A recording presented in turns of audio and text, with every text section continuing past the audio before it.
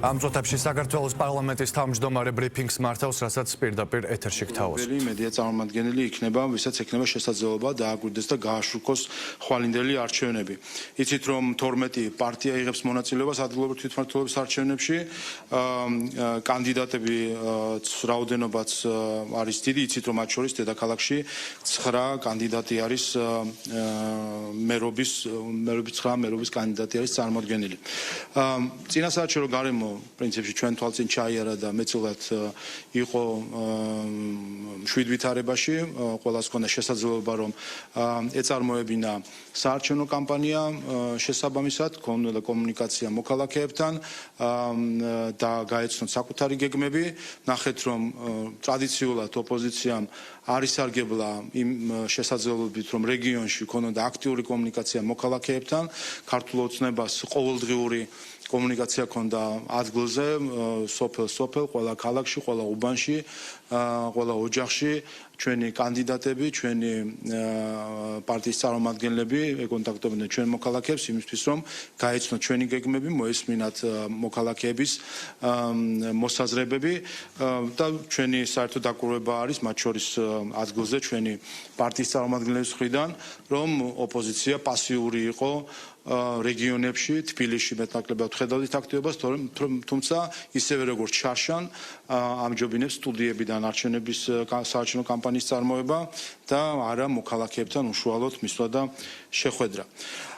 ამასთან ერთად ჩვენ ნახეთ და ხედავთ, რომ არის მცდელობა კიდევ ერთხელ, რომ საბოტაჟი მოაწყონ არჩევნების და ამ მხრივ განსაკუთრებული მდგომარეობა არის ამ შემთხვევაში, ვინაიდან ჩვენ ნახეთ, რომ პირდაპირ გამოცხადებული არის არჩევნების საბოტაჟი არა მხოლოდ მასში მონაწილეობაზე უარის თქმით,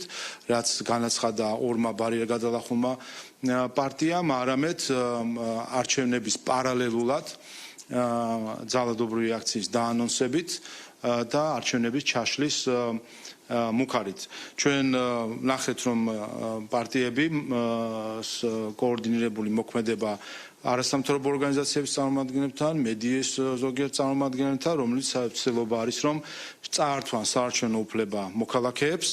და არჩევნების საბოტაჟით მოახდინონ გავლენა მოქალაქეების მონაწილეობაზე არჩევნებში. ჩვენ მათ შორის ხედავდით პარადოქსულ განცხადებებს, როდესაც საუბარი არის დამხობაზე და ცდილობენ რომ წინ პრეფიქსის თუ წინა სიტყვა მშვიდობიანის დამატებით თითქოს რაღაცნაირად კანონთან თითქოს შესაბამისობაში მოიყვანონ, რაც არის სრული აბსურდი.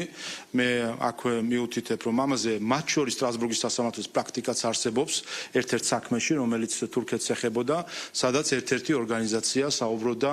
ლეგიტიმურ ჯიხადზე, ლეგიტიმურ ძალადობაზე და ზუსტად აი ეს წინ სართი ლეგიტიმურის დამატებით ცდილობდა თითქოს ამისთვის რაღაც მიეცა ისეთი ფორმა, რომელიც შესაძლოა დაცული ყოფილიყო სიტყვის გამოხატვის უფლებით. ამაზე სტრასბურგის სასამართლოს აქვს გადაწყვეტილება მიღებული, ასე რომ შესაბამისად აი ამ ტერმინოლოგიის გამომგონებლებს მინდა დავარწმუნო, რომ ისინი ვერანაირად ვერ გაიქცევიან პასუხისმგებლობას ამ ტერმინოლოგიასთან დაკავშირებით. ასე რომ ნათქვამი სიტყვა უკვე არის და ეს ამას უკვე ვერაფერს შეცვლიან, საუბრობენ დამხობაზე, საუბრობენ 4-ში დაწყებასა და დასრულებაზე, საუბრობენ 4-ში მათ შორის ზოგიერთ ამ შემთხვევაში ლელოს გულისხმობ, რომელსაც სურს რომ ორივე ფლანგზე ითამაშოს, საუბრობს არჩევნებზე დილით და საღამოს დამხობაში მონაწილეობაზე. ასე რომ ვიხილეთ ჩვენ პირდაპირ საბოტაჟი არჩევნებისა, მცდელობა საბოტაჟი რომ მოხდარიყო არჩევნების საბოტაჟი. ამიტომაც მნიშვნელოვანია, რა თქმა უნდა, რომ ხვალ ჩვენმა მოქალაქეებმა შესაბამისი პასუხი გასცეს ყველა ამ წამოწყებას. ამას გარდა ჩვენ ნახეთ უკვე უშუალოდ სისხლის სამართლის დანაშაულები, ქმედებები, რომელიც აკმაყოფილებდა სისხლის სამართლის დანაშაულის წინაპირობებს, ლევან ხაბეიშვილის შემთხვევაში, რომელიც 11 სექტემბერს იქნა დაკავებული, იმიტომ რომ ცდილობდა მოესყიდა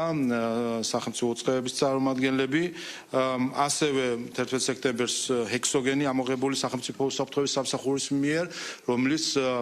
გადამზიდველიც ჩვენ ჩვენებით დანიშნულების მისამართი იყო თბილისი ავლაბარში მდებარე ერთ-ერთი სახლი და ასევე ვნახეთ 1 ოქტომბერს სახელმწიფო უსაფრთხოების სამსახურის მიერ დაკავებული იქნა ზვიად კუპრავა, რომელიც პირდაპირ მოუწოდებდა საარჩევნო ურბლების დარბევისკენ და ძალადობისკენ. ასე რომ განცხადებები გაცდა რიგ შემთხვევებში და შეიძინა უკვე სისხლის სამართლის დანაშაულის სახე და შესაბამისად ასეთი კვალიფიკაციითაც იქნენ დაკავებული შესაბამისი პირები, რა თქმა უნდა, გამოძიება ყველა შესაბამის დეტალს გამოირკვევს და სასამართლოს ექნება შესაძლებლობა, რომ ობიექტურად იმსჯელოს ამ პირების დანაშაულებთან დაკავშირებით არსებობა არ-არსებობის საკითხებზე. მთლიან ამ პროცესში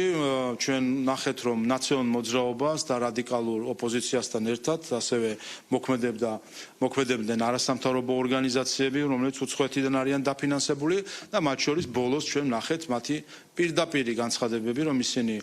ერთის მხრივ არ დააკვირდებიან არჩევნებს და ამით მათ სურთ შექმნან ისეთი აღქმა, თითქოს არ იყოს შესაძლებლობა არჩევნებზე დაკვირვებისა, რაც არის სული სიცრუე, ვერ დაასახელებენ ვერცერთ მიზეს, რატომაც ამ კონკრეტულ ორგანიზაციებს, რომელიც წინა არჩევნებზე გამოირჩეოდნენ უბნებზე დაკვირვების სურვილით, არ ჰქონდათ შესაძლებლობა, რომ დაკვირვებოდნენ წლევანდელ არჩევნებს. თუ კი საუბარი აქვს მათ იმაზე, რომ შესაძლოა მათ დონორების მხრიდან აქვს დაბალი დაფინანსება, მიემართათ გრანტები სახელმწიფო დაწესებულებისთვის, რომელიც იცით, რომ უკვე ამოქმედდა გრანტებთან დაკავშირებით, ან თუნდაც მიემართათ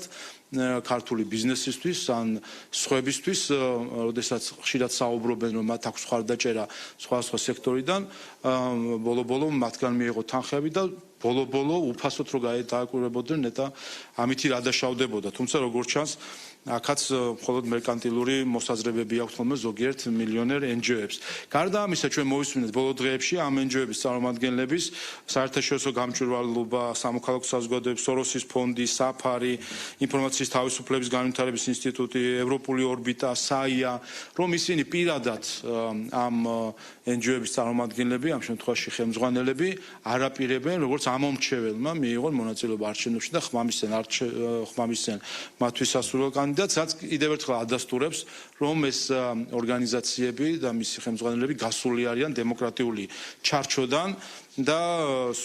სრულად ასე ვთქვათ რადიკალიზდნენ და დემოკრატიული მეთოდების მიღმა არიან.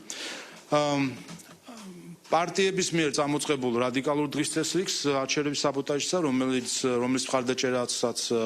რომლის თანამონაწილეებიც არიან რიგი NGO-ები, ასევე შეხვდა გარკვეული მხარდაჭერა, წახალისება თუ წაყრუება უცხოელი აქტორების მხრიდან, რაც არჩევნებში ჩარევის ტოლფასი არის. ჩვენ ვნახეთ 23 სექტემბერს ევროკომისიის პრეს-სპიკერის განცხადება, რომელმაც კითხვაზე თუ 4 ოქტომბერს დაანონსებულ აქციასთან დაკავშირებით რა პოზიცია აქვს ევროკომისიას, ევროკომისიის პრეს-სპიკერმა ქალბატონმა ანიტა ჰიპერმა განაცხადა 23 სექტემბერს, რომ კომისია სოლიდარული არის ხალხისა, რომელიც 4 ოქტომბერს ქუჩაში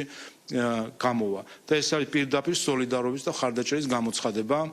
არჩევნების მსვლელობის დროს დაანონსებულ ძალადობრივი აქციის მიმართ, რომლის მიზანი არის არჩევნების საბოტაჟი, რომლის მიზანი არის ამორჩევლისთვის საარჩევნო უფლების წართმევა და ხელის შეშლა არჩევნებში მონაწილეობისთვის, რომლის მიზანი არის არადემოკრატიული გზით ხელისუფლების ბერკეტების მოპოვება. ამას გარდა 10 სექტემბერს, როგორც შევიტყვეთ ჩვენ ახალის ვებგვერდიდან, კოალიცია ცვლილებების წარმომადგენლები შეხვდნენ საქართველოში აკრედიტებული ზოგიერთი დიპლომატიური მისიის წარმომადგენლებს. ამ მისიებს თავისი განცხადება არ გავრცელებია, თუ რაზე ქონდათ იქ საუბარი, თუმცა პირველი შეგახსენებთ, რომ ახალი და კოალიცია ცვლილებისთვის წევრები არიან ზუსტად ისინი, ვინც დემოკრატიულ პროცესს უცხადებენ საბოტაჟს, არ მონაწილეობენ არჩევნებში და აანონსებენ არჩევნების პარალელურად აქციებს და მოქალაქეებისთვის ხელის შეშლას საარჩევნო პროცესებში. რა თქმა უნდა, თავად ის ფაქტი, რომ საქართველოში აკრედიტებული დიპლომატიური კორპუსის ზოგიერთი წარმომადგენელი ხვდებიან რადიკალურ ადამიანებს და ორგანიზაციებს, თავად ეს ფაქტი უკვე არის რადიკალიზმის ნორმალიზება, რაც რა თქმა უნდა არის როგორც არჩევნებში ჩარევა და ამ მხრივ ჩვენება, რომ თითქოს ეს ნორმალურია, რომ არსებობენ რადიკალური და ექსტრემისტული ჯგუფები, ასევე გარკვეულწილად აი ნორმალიზების პროცესია და ჩვენ მათ შორის ვებგვერდიდან გავიგეთ თუ რაზე იყო იქ საუბარი და ერთ-ერთმა წარმომადგენელმა თენგო თევზაძემ განაცხადა, რომ დიპლომატიური კორპუსის წარმომადგენლებს გავაცანით ჩვენი სტრატეგია და გეგმა თუ როგორ ვაპირებთ რეჟიმის გამარჯვებას და რუსულ სპეცოპერაციასთან დაკავშირებით ისაუბრეს. ანუ ეს იყო როგორც ჩანს სასაუბრო თემა, როგორ არჩევნებს როგორ უნდა გამოუცხადონ საბოტაჟი და ამას კიდევ ერთხელ ნორმალურ სალონურ ოფისურ და შეხვედრის ფორმატში ნორმალიზებას უკეთებს დიპლომატიური კორპუსის ზოგიერთი წარმომადგენელი. ამას გარდა ვნახეთ მათ შორის საარჩევნო კამპანიაში ჩართვის ფაქტები 18 სექტემბერს ლელოს განცხადებით ისინი ბრიუსელის მერს ფილიპ კლოზეს შეხვდნენ, რომელმაც თბილისის მერობის კანდიდატს ლელოს მხრიდან გამოუცხადა მხარდაჭერა. ეს არის საქართველოს კანონმდებლობის დარღვევა და მონაწილეობა საარჩევნო კამპანიაში და უცხოური ჩარევის ერთ-ერთი მაგალითი. ასევე შეგახსენებთ, რომ წინასაარჩევნო პერიოდში 11 ივნისს იყო ბრიტანეთის საელჩოს განცხადება, რომელისგან შევიტყვეთ, რომ მათ არ მიეცათ შესაძლებლობა გრანტის გაცემისა გარკვეულ ორგანიზაციებზე და მოგვიანებით თავად ამ ორგანიზაციების განცხადებით შევიტყვეთ, რომ ეს ეხებოდა მომავლის აკადემიას, რომელიც გახლავთ ნაციონალური მოძრაობის 5 ნომრის გია ჯაფარიძის NGO, მასთან აფილირებული NGO და ასევე ტაბულას, რომელიც გახლავთ ევროპული საქართველოს და დღეს უკვე ფედერალისტების პარტიული კედლის გაზეთი და აღმოჩნდა, რომ ბრიტანეთის საელჩო, რომელსაც პრეტენზია ჰქონდა, რომ ვერ შეძლო გრანტის მიცემა, აპირებდა ამ ორი ორგანიზაციისთვის კიდევ ერთხელ ფედერალისტების პარტიული კედლის გაზეთისთვის და ნაციონალურ მოძრაობასთან დაკავშირებული NGO-ისთვის გრანტის გაცემა საარჩევნო პროცესების გაშუქებისა და მათ შორის წინასაარჩევნო ასე ვთქვათ აქტივობების განხორციელებაში, რაც თავისთავად აჩვენებს ერთ ფაქტს, რომ არა ქართული კანონმდებლობა, ამ შემთხვევაში გრანტების შესახებ კანონი, რა თქმა უნდა, არანაირი შეთანხმება არ იქნებოდა საჭირო და რა თქმა უნდა, ასეთი გრანტი ისე გაიცემოდა, რომ ვერც ვერაფერს გავიგებდით საქართველოს მოქალაქეები და დღეს ზუსტად ამ ბრიტანული ფულით ფედერალისტების მედია გამოცემა ტაბულა, რომელსაც გაცხადებული მიზანი აქვს, რომ ჩაშალოს არჩევნები და ნაციონალურ მოძრაობასთან დაკავშირებული NGO მომავლის აკადემია, რომელსაც გაცხადებული მიზანი აქვს, რომ ჩაშალოს არჩევნები, დღეს ბრიტანული დაფინანსებით იქნებოდნენ სწორედ აი ამ აქტივობების მონაწილე და უნდა გავიხსენოთ მათ შორის, რომ გუშინ ბრიტანეთში ამოქმედა ბრიტანული ფარა, სადაც აი ესეთი ტიპის, აი ზუსტად აი ესეთი პროექტები საქართველოს მთავრობას რომ დაეფინანსებინა ბრიტანეთში, დღეს საქართველოს მთავრობა ვალდებული იქნებოდა, რომ დარეგისტრირებულიყო ბრიტანეთის უცხოური გავლენის რეესტრში. ზუსტად აი ეს პროექტი ტაბულას და მომავლის აკადემიის ანალოგი რომ დაგვეფინანსებინა ჩვენ უნდა დავრეგისტრირებულიყო და საპირისპიროდ ბრიტანეთის წარმომადგენლებისგან ვიცემთ კრიტიკას და პრეტენზიას, რომ მათ არ სურთ ასეთი პროცედურების გავლა და კიდე კარგი რომ ასეთი პროცედურები არსებობდა, თორემ დღეს აი ეს ორი ორგანიზაცია, რომელიც დღეს არის ერთ-ერთი აქტიური მონაწილე არჩევნების საბოტაჟისა, იქნებოდა ბრიტანული დაფინანსებით გაძლიერებული. თავისთავად ამ ყველაფერს თანძდევდა მათ შორის საარჩევნო კამპანიის წარმართვაში ხელი შეშლა სხვადასხვა სახით, თუმცა განსაკუთრებით გამოსარჩევი არის თბილისის შტაბზე თავდასხმები, რომელიც მათ შორის უცხოეთთან დაფინანსებული NGO-ების მხრიდან ხორციელდებოდა და პარტიების მხრიდან, მათ შორის მათი მხრიდან, რომელიც არჩევნებში მონაწილეობდნენ, ისინი ჩართული იყვნენ კონკურენტი პარტიის საარჩევნო შტაბზე თავდასხმისთვის. ჩვენ ვნახეთ, რომ სექტემბერში 3 სექტემბერს გახსნისას იყო თავდასხმა, 5 სექტემბერს, 14 სექტემბერს ელენე ხოშტარიამ უკვე დაზიანებები მიაყენა შტაბთან გაყრულ საარჩევნო ატრიბუტიკას, რის გამოც იცით რომ ის დაკავებული არის და ეს არ იყო ერთეული შემთხვევები, ეს იყო კარგად კოორდინირებული სიძულვილის კამპანია და თავდასხმები საარჩევნო შტაბზე, რომელიც სრულად წაყურებული იყო დონორების მხრიდან, რომელიც აფინანსებენ მათ შორის აი ამ თავდასხმებში მონაწილე ზოგიერთ არასამთავრობო ორგანიზაციას და მის წარმომადგენელს. და ბოლოს, რა თქმა უნდა, მედია მხარდაჭერა, რომელიც არ შემოიფაგრება მხოლოდ ხაზარაძის და ნაცმოძრაობის პარტიული ტელევიზიებით, არამედ აქ უკვე ჩართული არის უცხოეთიდან დაფინანსებული გამოცემებიც და ერთი მაგალითის წარმოდგენით, რომელიც ეხება 4 ოქტომბერს, აქაც კარგად ჩანს, თუ როგორ კოორდინირებულად, ორკესტრირებულად ხდება მედია მხარდაჭერა და ასე ვთქვათ, ინფორმაციის გავრცელება უცხოური დაფინანსებით მოქმედი გამოცემების მხრიდან 4 ოქტომბერთან დაკავშირებულ ანტიდემოკრატიულ აქციების მიმართ, რომლის მიზანიც არის არჩევნების ჩაშლა და ამორჩევლებისთვის საარჩევნო უფლების წართმევა. ეს გახლავთ პრეზენტაციის სახით, რაც არის, თუმცა რა თქმა უნდა ჩვენ დოკუმენტის სახითაც საბოლოო ანგარიში გვექნება, სადაც ყველა ეს ფაქტი არის მოცემული თავისი წყაროებით და მტკიცებულებებით. კიდევ ერთხელ რომ შევაჯამო, ოპოზიციას, რომელიც მონაწილეობს არჩევნებში, ჰქონდა სრული შესაძლებლობა მშვიდ გარემოში ეწარმოებინა კამპანია, თუმცა დავინახეთ, რომ პირიქით ქართული ოცნების წინააღმდეგ ჩვენ ნახეთ დეზინფორმაციის სიძულვილის კამპანია, რომელიც სოციმედიაში და მის მიღმა ვრცელდებოდა, უცხოური ჩარევა ქართული ოცნების წინააღმდეგ და რაც მთავარია, ჩვენ პირველად ნახეთ ღია მხარდაჭერა ძალადობის მიმართ, რომელიც სამწუხაროდ ბრიუსელიდან მომდინარეობდა. მადლობა.